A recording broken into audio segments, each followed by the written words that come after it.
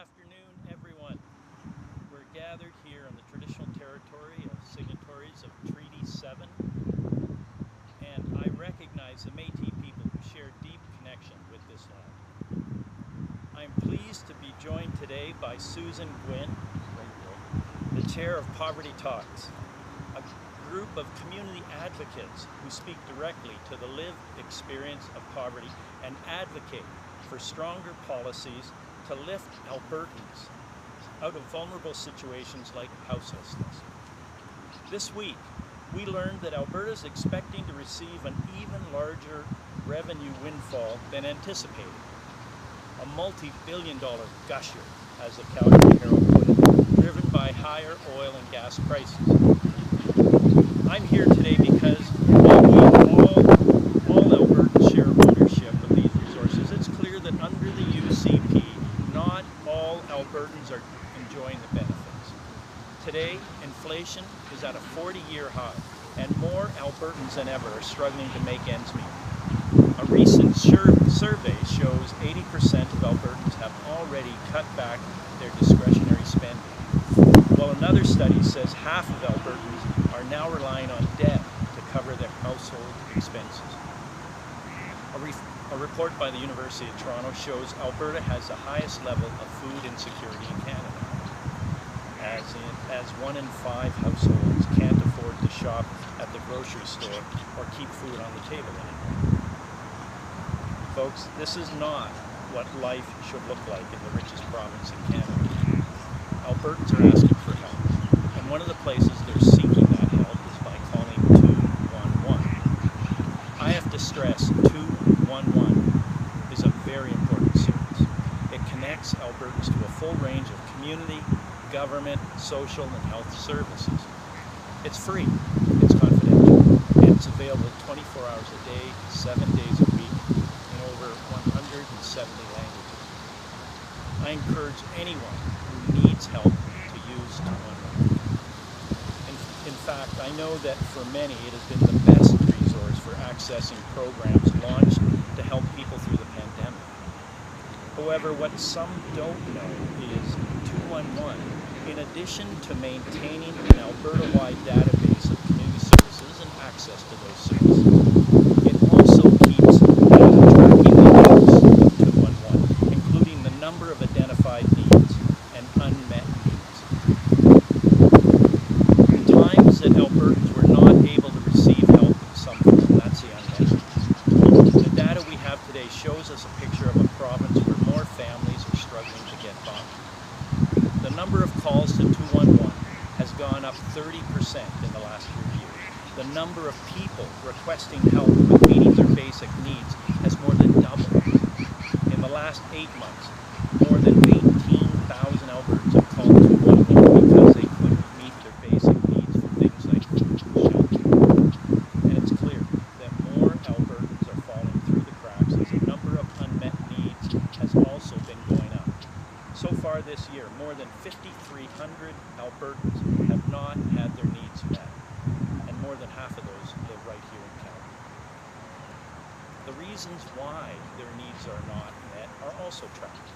Sometimes people refuse a service that is offered, but more and more Albertans are being told that the agency they want to go to can't take them, or doesn't have the resources. They're told they're not eligible for the program that exists to help them, or there is simply no program. We all deserve that. Recently, Jason Kenney said, "Alberta is calling."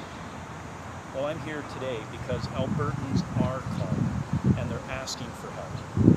The UCP needs to look at this data and realize that these are more than numbers. They're real people with real difficulties. It's not a surplus if you're failing to support Albertans at a time when they need it most. And it's not a surplus when Albertans are paying more income tax, more for fees, more tuition, and higher bills. And it's not a surplus if more Albertans are living in poverty and can't afford to put food on the table. Albertans deserve a government that puts families first. That's exactly what they'll get next year when they have a chance to choose an NDP government. Thank you, and now I'd like to invite Susan to go in for some brief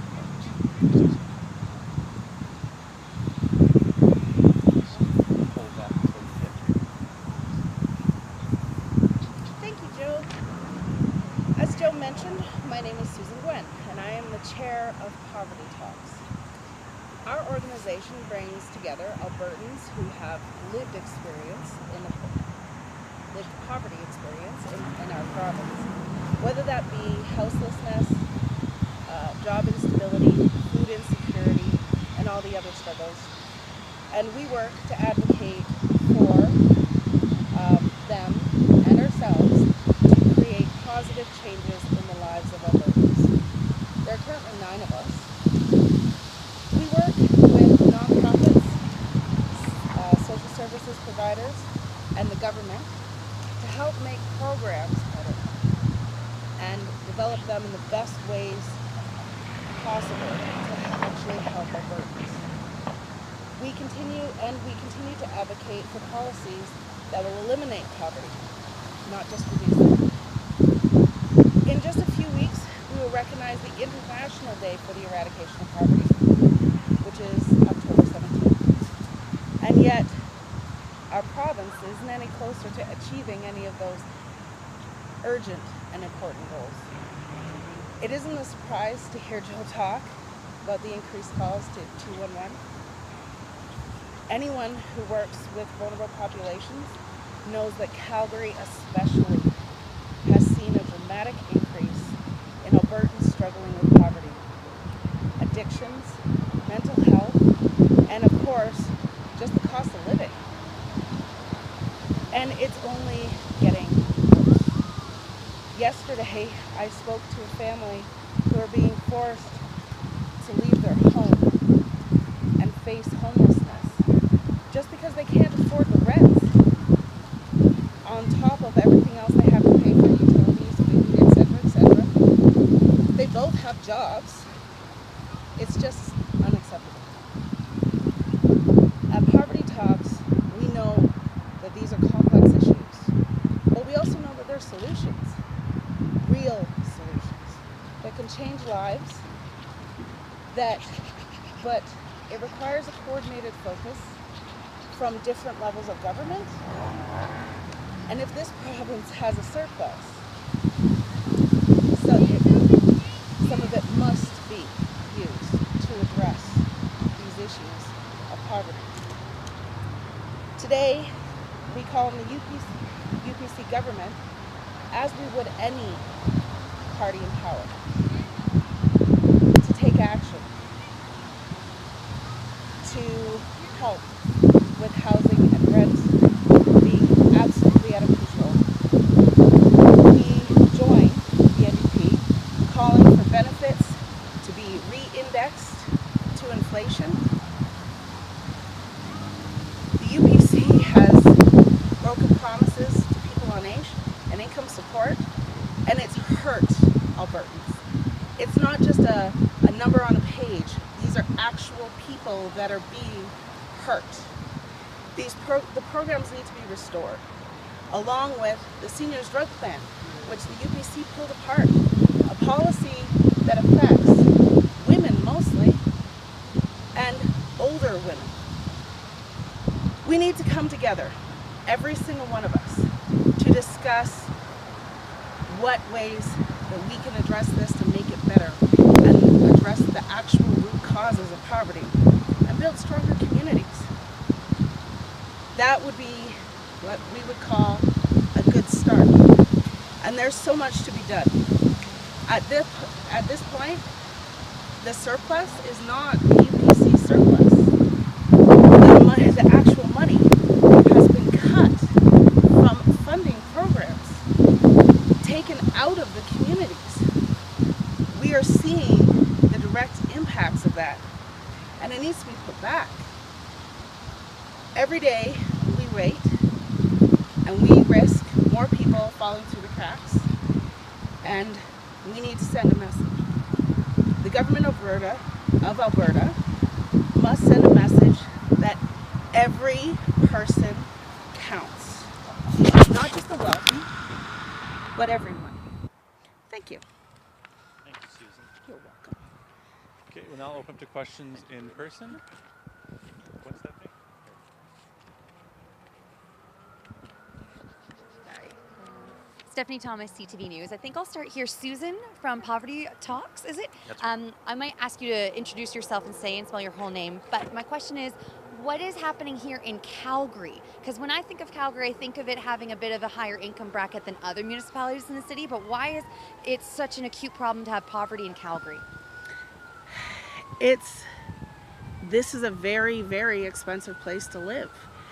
I mean, along with just the normal costs of milk and bread and shoes, you also have rents that are absolutely out of control, and we have utilities that are astronomical. I mean, to the tune of, people are seeing a $300-400 increase over the last year, and they weren't great last year. But also, there's a ton of user fees, school fees. Other provinces don't have them. Hospital fee, when you call an ambulance, there's a huge fee that is associated with that. The other provinces, yes, they have small ones, but nothing like this. Things like that make it so that even with universal health care, a small thing like an ambulance bill can push a family into absolute crisis. Can I get you to say and spell your first and last name for me? Sure, it's Susan, S-U-S-A-N, Gwen, G-W-I-N-N. And Poverty Talks? Poverty Talks. Okay, my next question... With an exclamation, all one word, exclamation point. All right, my next one is for Joe Ceci. Oh. This question is speaking to you from a place of experience. How do you think that a province can address poverty when it's dealing with this budget windfall? Well, I'm a former social worker and a politician for a long time, and I can tell you when I had the privilege of working with our leader Rachel Notley as the Premier, our cabinet was focused on reducing child poverty. You reduce child poverty, you reduce poverty in the families. Over 2 years, we cut child poverty 50%. So 80,000 children were in poverty in this province. We cut it to 40,000, and we would have done more if re-elected. So you focus on the family, some of the great programs that we had in place that leveraged up the federal child benefits with provincial child benefits, that had affordable child care for families, which is a huge significant hit for families. We also put time and effort into supporting Albertans around housing issues. So housing, child care, child benefits, that's how you start to make a dent in poverty in this province. Of course, single people who don't have children need that support too, and we indexed income support programs. We increased income support programs right across the board. So those are things that we did that the UCP government quickly unwound, and we see the results of it today. And Susan is a champion for people who are living in poverty right now, along with Vibrant Communities Calgary, to try and reverse that. Before I hand the mic back, this question is about the UCP leadership race.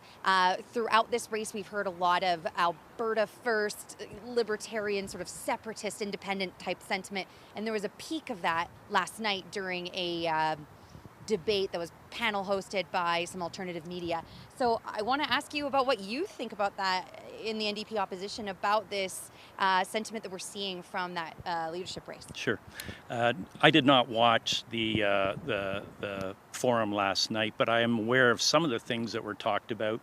And I can tell you, with regard to something like the Alberta police force that has been mused by all of the candidates, they're not listening to Albertans. Clearly, Albertans, rural Albertans in particular, do not want an Alberta police force. If we have a problem, they say fix what we already have, and that's the RCMP.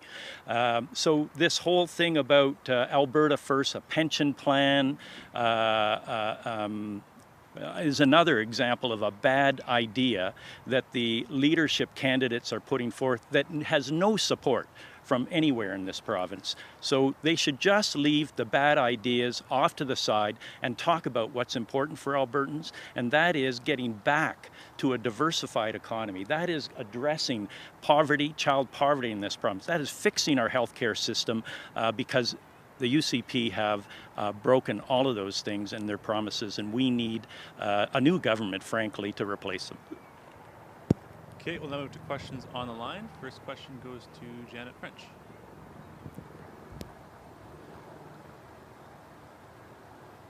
I have a question for you, Joe. I'm just wondering what you make of the government's decision to include teachers who are deceased in their upcoming new online registry of all Alberta teachers. Yeah, thanks, Janet. You know, I can't believe that that's the focus of the UCP at this time, especially when there are so many important things they could be doing to fix our education system. Namely, you know, we have a dire need for schools across the province. We have a deferred maintenance requirement in schools and institutions across this province. They're not doing anything to address those things. We have fewer teachers and educational assistants than we now than we did in 2019, and they're not doing anything to fix that as well. And we have students, frankly, who are going to be going to school with an archaic, outdated curriculum in the very near future. So instead of all of those things that need focus and attention now, the UCP is focusing on this other thing. And my heart goes out to loved ones who are getting calls in this regard, and kind of having to say no. You know, my loved one passed away years ago. It just seems somewhat wrong-headed, you know, and hard-hearted to be doing that when there's so many other things that need attention in today. Follow-up, Janet? Yeah, so it turns out that even if you tell the Ministry of Education that your loved one is deceased, that they will not remove them from the registry. They will just declare them inactive and leave their name in there.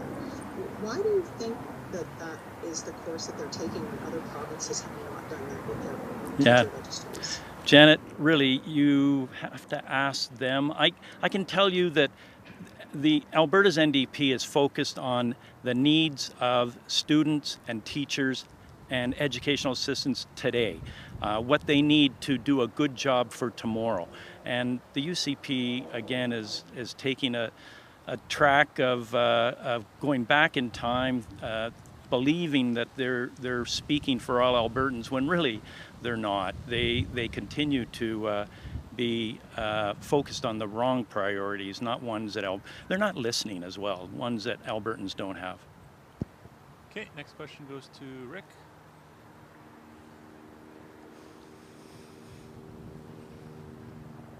Go ahead, Rick, and unmute. Your line should be open.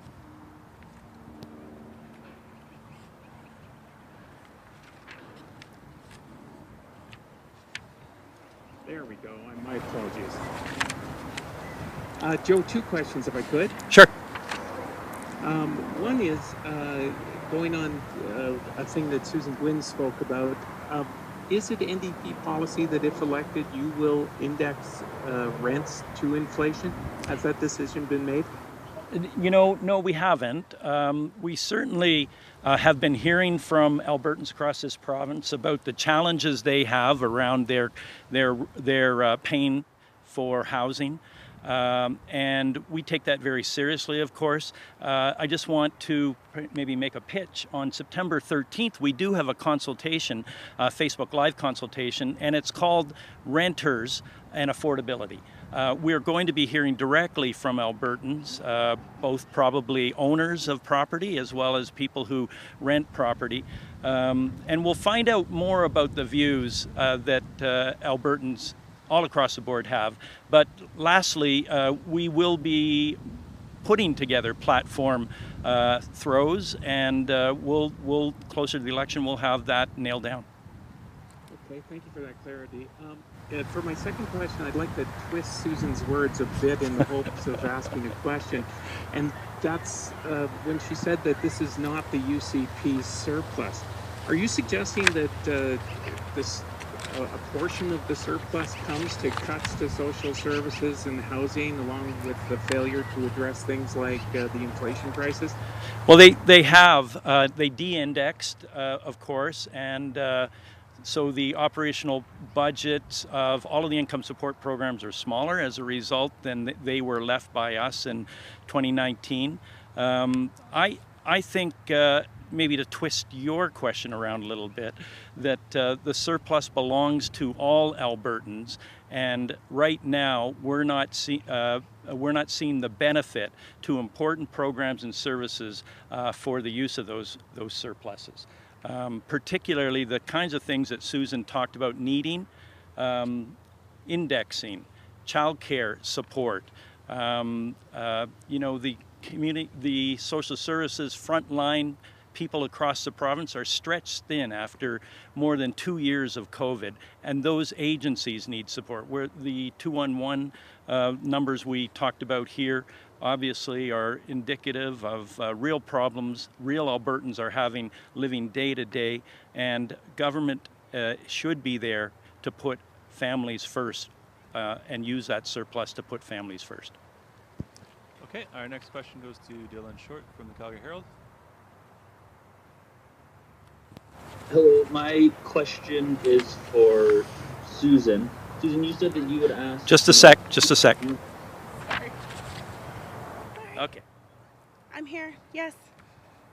Sorry. Susan, you had mentioned off the top that you would, sort of be making asks, regardless of who was in power or who was running the government.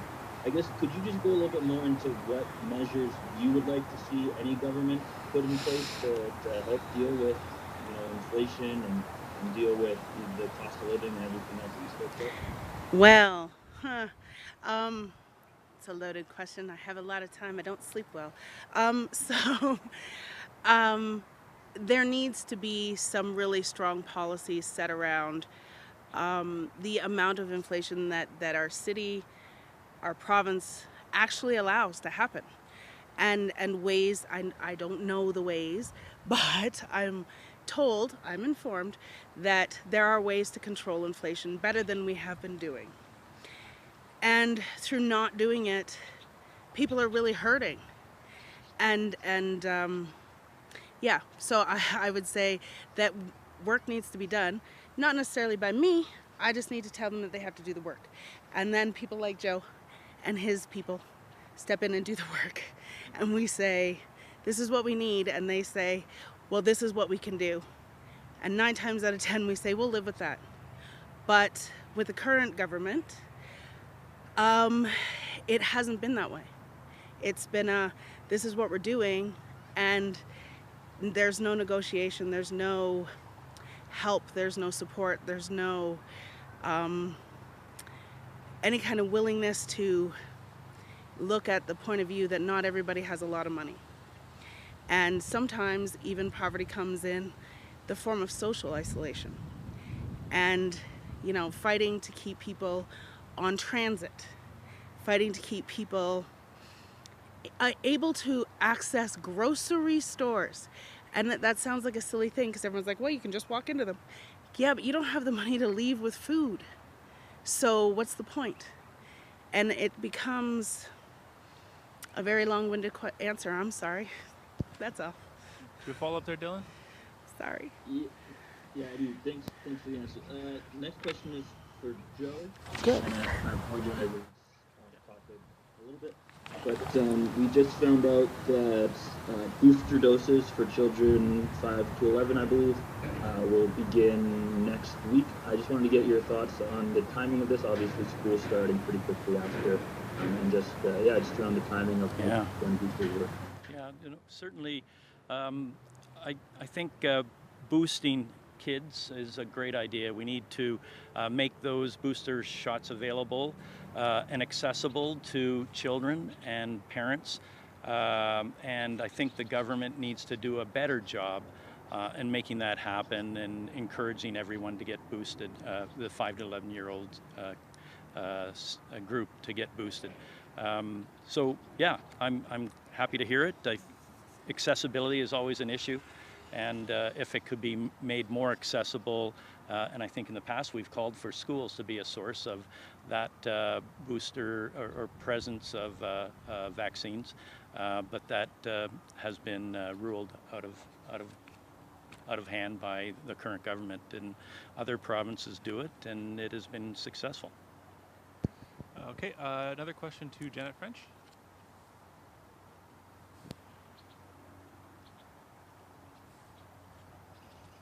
think that was a mistake. Sorry, my hand is just still up. Okay, sorry. All right, with no more questions, that's all for today. Thank you. So much for watching, and to learn more, check out albertasfuture.ca.